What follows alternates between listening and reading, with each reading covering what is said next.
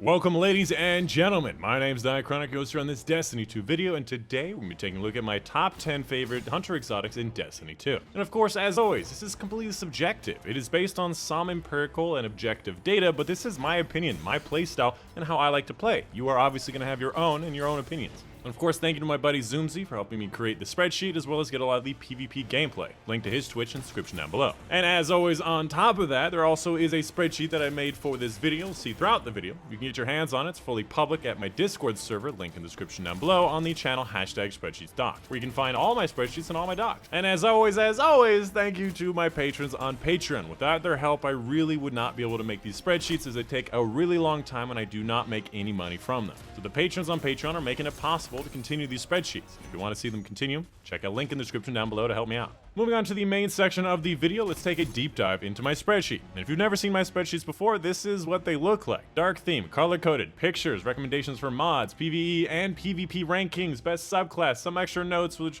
are mostly out of date, don't worry about those, and as well as my top 10 for every single hunter exotic in the game. And of course, as you can tell, I don't really do my top 10s like a lot of other people. If you want to know what the top 10 are, it's right here. But the reasons why these things are good, or why the non-ranked items are not good, or not part of the meta, is going to be very important. Because certain exotics that are not part of the top 10, something like the 6 Coyote, is something that I use a lot more frequently. So the rank that something gets is not always a direct proportion to how useful or how often you'll use it. So we're going to do in this video, we're going to go through each of the non-ranked items first, very briefly talking about why they're not part of the meta, and then work our way backwards to the top 10. Moving on, let's go ahead and take a look at the unranked items first. I'm going to try to be as brief as possible. Let me know in the comments down below if you had more questions. Firstly, we have the Assassin's Cowl, giving you that invisibility effect from a melee or finisher, encouraging you to use it during a fight to stay alive, but in the higher level play, it's very dangerous and you will probably die anyways. Foe Tracer, allowing you to see enemies through walls after just looking at them for a short period of time, but not nearly as good as One-Eyed Mask used to be, because that used to tell you about somebody you potentially didn't know about. And the extra damage to low health is like the last 20%, and that's worthless. Graviton Forfeit, really nice for solo play and does work with any invisibility effect, including Rat King, and for the most part I prefer still using 6 Coyote or Omniculus for the same thing. But honestly, one of my favorite looking exotics is pretty sweet. Knucklehead Radar, a very nice universal exotic, allowing you to aim down sights and still see your radar, keeping awareness, and oftentimes allowing you to get the first shot in a lot of engagement, whereas normally only Ace of Spades and Mata Multi-Tool can do that with their perks. Aether's Embrace, a very powerful exotic that used to be in the top 10, just barely got pushed out by some other exotics. It allows you to get one-shot knives to the body and also one-shot headshots to all enemy supers in the game, while also getting better aim assistance, better stickiness, and better redirection after bounce. If you like solar and you like throwing the knife, this is an excellent exotic for you. Khepri's Sting, an exotic that is technically banned from most Destiny 2 tournaments because it allows you to see enemies through walls at any distance, and if you are a very high skill player, that means you can just win against most of your enemies. And if you pair this up with the crouch invisibility true sight thing of Wave the Wraith, the Middle Tree Void, you have infinite true sight, and it's just not fair. On top of being able to easily get your smoke bombs by gamblers dodging near enemies, which most people use gamblers dodge because you tuck and roll. However, it is very high skill floor, high skill ceiling. Liar's Handshake, a melee based exotic that does heal you whenever you get that knife counterpunch, and technically also counts as ability kills. For whatever bounty or Guardian Games thing you want to do, it does count as ability kills and can be used to very easily generate those things. However, obviously in the highest level play, it's melee, and that's dangerous. Mechanier's Trick Sleeve, a number of bonuses to your sidearms, but you're required to be critically wounded and then swap for extra damage, and in that case, I'd rather just use a shotgun for even more DPS. Oathkeepers, allowing the bow charges to be held indefinitely, is still not that useful. Even with Taku, Monarch, and Leviathan's Breath, this is really just not useful. Perhaps with a special ammo bow, that may change, but I doubt it. Sealed Ahamkara Grasp, allowing you to take a very slow reloading weapons and just punch an enemy once to get back up. Probably the best use of this is with a shotgun like Fourth Horseman, allow you to get your ammo back very quickly and very easily. But in that case, you might as well just use a sword. Shards of Galanor, a very fun super to use, which allows you to use your super a lot more. However, in my opinion, the neutral game and the rest of the subclass is very poor, and I'd recommend Bungie change it. Shinobu's Vow, a very powerful exotic, very close to the top 10. The main reason it's not in the top 10 is that Arc is very weak for both PvE and PvP. Young Ahamkar's Spine, a very fun and easy to use exotic that gives you a number of bonuses to your trip mine grenades and ability regeneration from ability hits. On top of, very secretly, it makes your trip mines immune, so enemies cannot destroy your trip mines with this exotic. Gwynson Vest, allowing your spectral blades to maybe get you an extra 1 or 2 kills, which usually equates to 1 or 2 more kills per match, which normally is rather insignificant. On top of Stasis being able to completely shut down spectral blades with a melee attack makes it not that great. Lucky Raspberry, pretty much the same thing as Shinobu's Vow. Arc is not that strong, but this exotic is good. When they buff Arc, this will be good. Ophidius Spathe, an exotic that I actually really do not like because it's just inferior. Giving you an extra melee charge just for solar is less than most other exotic. The Claws of Amkara for the Warlocks give you a melee charge for every single different subclass. Even on the Hunters, the Omniculus gives you an extra smoke bomb, which normally smoke bombs in my opinion are more valuable than a knife, on top of an extra damage resistance bonus to your teammates and getting heart of the pack all the time, on top of more melee energy. Why is Ophidius Spathe so bad? Gemini Jester, you flashbang your enemy, take down their radar, which usually forces them to just put their butt in a corner, and you don't want your enemies to play like this. Lucky Pants, an exotic that a lot of people talking about making a return next season whenever they change and nerf Quick Draw. However, Quick Draw next season will still have all the things that are in this exotic. The main benefit is that it has a built-in opening shot into it, in case you have a hand cannon that doesn't have that and you really like opening shot. And finally, the Bombardiers creates a little martyrdom explosion whenever you dodge, which actually has a very long delay, has an audio cue, and most people just walk away from it. The main use of this is to cover your escape. Put it in a doorway, run away. If they chase you, they may get hit by it, but really not that useful. Switching gears, let's go ahead and talk about the honorable mentions. First up, we have Frosties, an exotic that I admit I vastly underrated for a long time. But just like the One-Eyed Mask, it seems like this exotic is dependent on stats. And if you have really high stats, a difference between tier 8 and tier 10 for most of the abilities is not really that significant, so it's hard to really feel the difference. On top of also, if you have like a 9 or a 10, it actually just caps out and it doesn't do anything for you. However, if you have pretty low stats, maybe like the 3 to 5 range, this exotic can drastically change your recharge time. Especially considering that Stasis has longer recharge time, this will make Stasis a lot better. And from what I've seen online for my research, this could potentially give you plus 50 in 3 different stats, but obviously you're not going to be sprinting the whole time, so if you get maybe 1/5 or 2/5 of the time you're sprinting, that's an extra 10 or 20, which is still really nice. The other honorable mention is going to be 6 Coyote, an exotic that gets used very frequently for the highest level play, allowing you to have very nice overflow charging with your dodge, usually used with Gambler's Dodge and a smoke bomb invisibility effect, which allows you to have nearly 100% invisibility time. Now the reason why it's not in the top 10 is because the perk is rather minimal. It gives you an extra charge. The best part of that solo strategy is invisibility, Gambler's Dodge,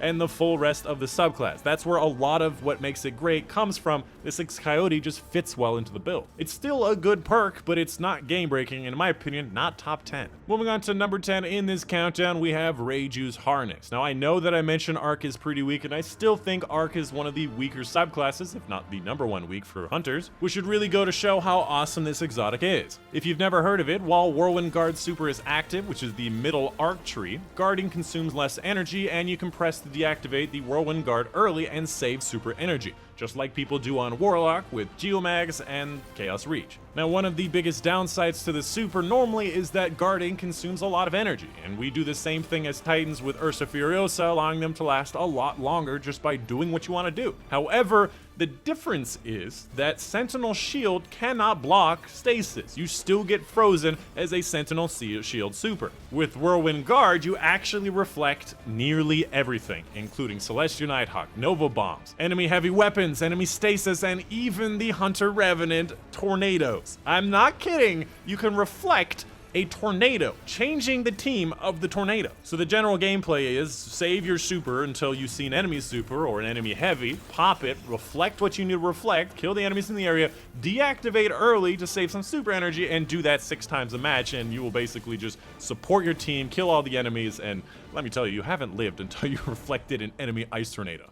Up next at number 9, we have the Omniculus, the newest exotic for the Hunters that came out this season. Admittedly, I recently got it, so I haven't had that much time with it, so keep that with a grain of salt. I'm sure as I use it more, we'll find more ways to use it, but this thing is kind of awesome. If you've never heard of it, you gain a second smoke bomb charge and have damage resistance while you're invisible. Admittedly, it's like, what, 10-20%, but it, damage resistance is damage resistance. And whenever you make an ally invisible, they gain damage resistance while invisible, and you gain melee energy. From my experience, it's like 1/3 to 1/2 of your melee every time you make your allies invisible. So whenever you go invisible, go to your teammate, make you both invisible, and you get melee energy, you get invisibility, you get damage resistance, and you have an extra charge for overflow charging. Use this with Gambler's Dodge, and you have a decent, or a really good replacement for the 6 Coyote. However, I think that really takes us to the next level is gonna be Heart of the Pack, which is part of the Way of the Pathfinder that gives you a bunch of bonuses by making your allies invisible. And with this exotic, it basically allows you to do it a lot more frequently, allowing your teammates to have faster swap speed, faster reload, faster movement.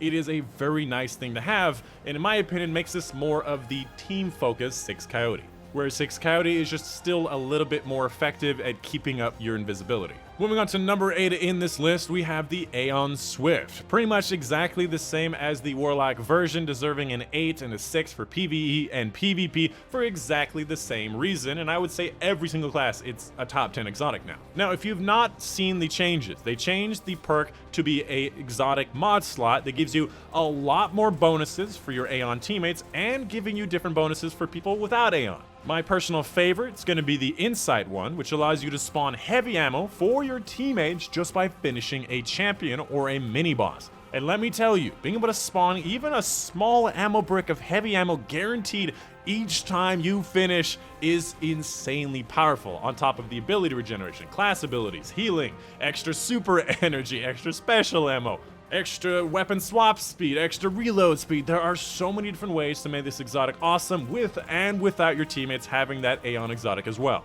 I don't think that it's broken, but I definitely think that if you all have Aeon exotics, you can really do something really strong. And honestly, it's also not terrible for PvP as well. You do have the ability to increase your weapon swap speed, your reload speed, get more class ability stuff, healing for your teammates with supers. It has its use, although I would say it's definitely more of a PvE exotic. Coming up at number 7 in this top 10, we have the Raiden Flux. Yet again, another ARC subclass-based exotic, I know, but this one, in my opinion, is the best one for hunters, specifically more of a PvE exotic. If you've never heard of it, quick successive attacks with the ARC staff increases its damage output and its duration. Now, it's not nearly as good as it used to be back when the game just started. They did put a lot of this effect and damage and duration into the regular part of ARC staff, but it's still a really big bonus. And as a bit of a note here, technically you have to be hitting an enemy. You can't just swing in the air. But it really makes your super last a long time. The last time I counted, you could do 27 light attacks against a single target, which is also a lot of really high damage against a boss,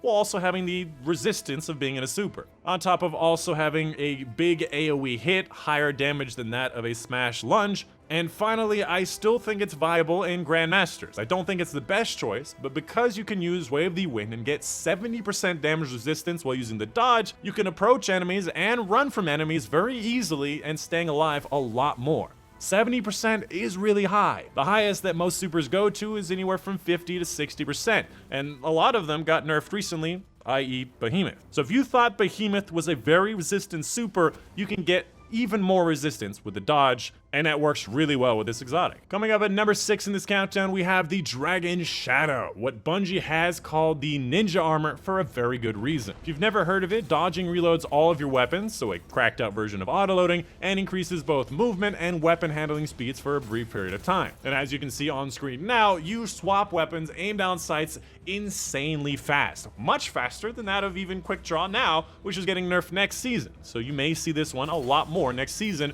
when Quick Draw has its changes. And on top of that, it also gives you plus 20 mobility, which does affect your dodge on top of your jump height and your speed. So you can get to tier 8 mobility, you can use those points on something else and still get a tier 10 mobility, get your dodge every 11 seconds, and guess what? Wraith Metal Mail lasts for 11 seconds. So 100% uptime of insane speeds with this exotic. And on top of that, it allows you to use so many other mods. You don't need a reload mod, you don't need a dexterity mod, you don't need that much mobility stats you can use on other things. You don't need auto-loading, you don't need any of this stuff. You can use so many other mods, allowing you to use more stuff. Coming up at number 5 in this countdown, we have the Worm Husk Crown, an exotic that's been in the top 5 since it came out. If you haven't heard of it, dodging gives you a small amount of health and shields, which is already a really strong perk. It allows you to escape battles with more health, allowing you to take more damage on your escape. It allows you to re-engage your enemies with more health, often getting the advantage and surprising your enemy with more health. And honestly, I also think it to be a pretty good option for PvE as well. If you find that you die a lot, perhaps it would be a better option to use this instead of Celestial Nighthawk until you get more familiar and more comfortable with the encounter. Because let me tell you, not dying is often more important than getting a little bit of extra more damage. And the final note I'll say about this is that it gives defensive players an option for your hunters, whereas things like Stompies, Mask of Bacchus, Dragon Shadows are very aggressive exotics. This gives you a defensive option while also still allowing you to be aggressive. Moving on to number 4 in this countdown, we have the Celestial Nighthawk, an incredibly powerful, high DPS, high burst item that if you haven't used, you really should use it. If you haven't heard of it before, it takes all of your golden gun shots, shoots one shot, which is much faster, and does 6 times the damage. So overall, you're doing twice the damage in half the time, which used to be the king of all kings when it came to DPS output and burst damage, on top of the fact that it is very high range, can be used against any enemy, and if you kill the target like a champion in Grandmasters, you get a lot of your super energy back. And to be fair, Celestial Nighthawk hasn't changed. It's the same as it always has been, but now it has competition. A lot of you may be surprised to see it number 4 and not number 1 anymore. The main reason is going to be Lament and Falling Star. Lament technically doesn't have the same DPS output as Nighthawk. Technically, it is less, and with the nerfs to Sword and Beyond Light, it is a slight bit worse than it used to be, but Falling Star wins so hard. It does nearly double the damage output, and yes, it is less safe and probably not the best option, but in a lot of scenarios, including raid damage and Grandmaster Nightfall boss chunking, and maybe even champion slaying, Falling Star has started to take the mantle. The reason why I gave it a 9.5 out of 10 in PvE last season and the one before that and the one before that is because it was the end-all be-all of damage output, burst damage, and crushing enemy skulls. And because it is not the king of all kings anymore, I dropped it to a 9 out of 10, which still means it is an incredible exotic and is probably much safer and probably a much better GM Nightfall option than that of Falling Star, unless again, you are chunking the boss. Coming up at number 3 in this countdown, we have Orpheus Rig, an exotic again that has been dominating since the game came out, has been nerfed like 4 or 5 times now, and is still an excellent choice. If you haven't heard of it before, provides ability energy for each enemy tethered by the Deadfall Anchors. This ability energy also includes super energy up to 50%, and Deadfall Anchors is going to be the way of the Trapper top tree.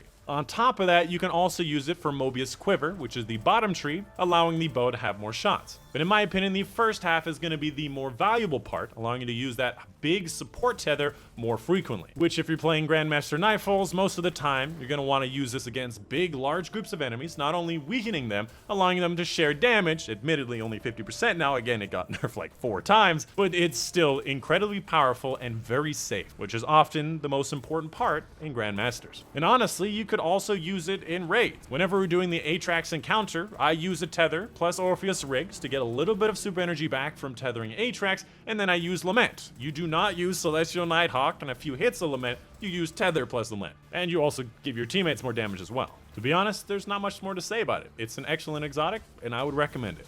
Moving on to number 2 in this countdown, we have the Stompies. If you've never heard of it, it increases sprint speed and slide distance, and also improves all of your jumps to be more violent and jump higher. Now on paper, this doesn't really seem that crazy. It doesn't seem like it's a number 2 exotic, but you have to understand that speed not only makes you harder to hit, it also allows you to close a distance, and just generally makes it much harder for your enemies to reacquire you, especially if you jump more violently, they have to look up much faster, which is harder to do. A good example that I like to give is imagine if your enemy was moving twice the speed they normally do, or alternatively half the speed. Which one of those enemies is going to be easier to hit? Our human brains have a limit to how fast they can react and how accurate we can be with a mouse or a controller. So the faster your enemy is, the harder it is to hit them. On top of being able to close the distance faster, on top of being able to slide sooner, make your hitbox smaller, when Shaq says hunters blaze a path for the rest of us, he is talking about this exotic. It allows hunters to flank faster,